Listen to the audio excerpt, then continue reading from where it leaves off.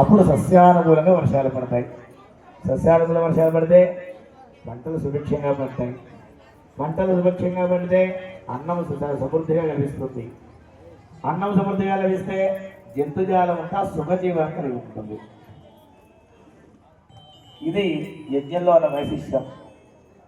ఇదే విషయాన్ని మనకి 25వ తరంలో ఉండేటువంటి వాడు మృగమహారాజు, అంటే రామచంద్రమూర్తి తర్వాత 16వ తరం వాడు అన్నమాట. అయితే ఆ మృగమహారాజుకి అహంకార చిత్తం ఎక్కువ, మరణం, ఈ రెండు అంటే ఆయనకి భయం.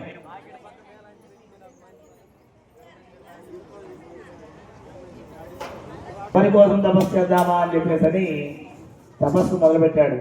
విష్ణుమూర్తి చేశాడు, తొందరగా ఇవ్వడు. శివుడు చేస్తే తొందరగా ఇస్తాడు, కానీ మళ్ళీ నిలవదు. నీకోసం తపస్సు చేస్తా అంటాడు.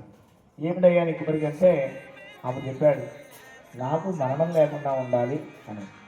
అది అసాధ్యమైనటువంటి పని, అది ఎవరికి కూడా సాధ్యం కాదు. పుట్టినవాడు